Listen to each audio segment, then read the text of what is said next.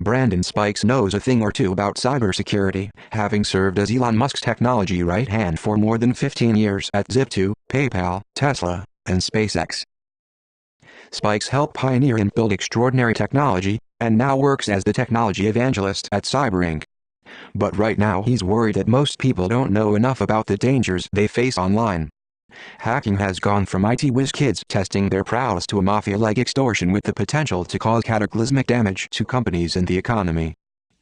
The new thing that worries me in the activity you see hackers doing is ransomware, he told Business Insider.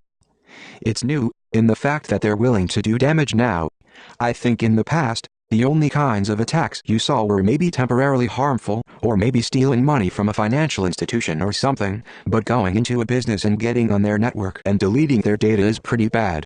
It can be really destructive.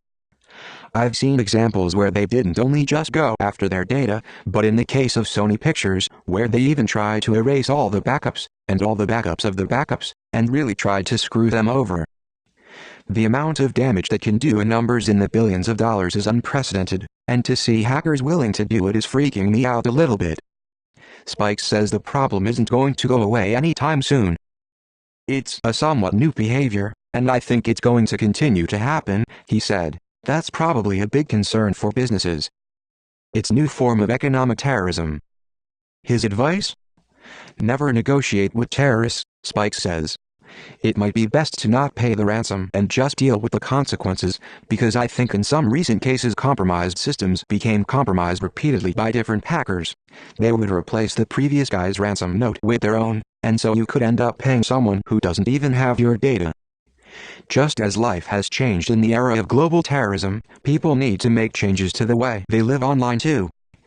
People need to be willing to, at least for environments or for systems that deserve some security, to take that extra measure to make it secure, whatever it may be, changing your password, or not using this for web browsing, or using isolation or something, is all it takes to make a huge difference, he said.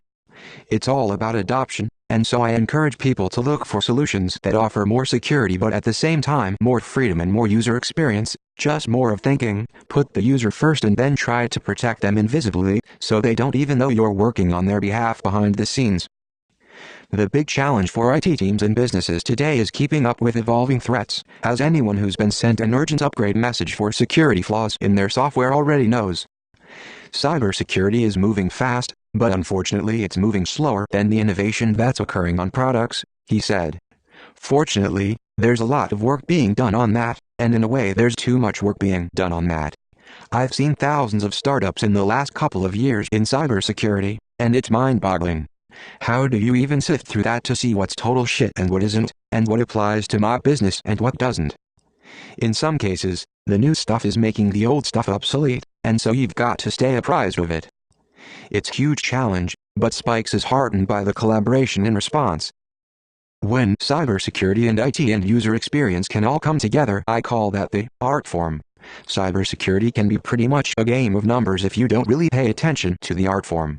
It can be boring, but if you embrace the challenge of making things secure and easy to use, it really does become an art form that can be quite beautiful in the eyes of the cybersecurity, at least in the eyes of cybersecurity professionals.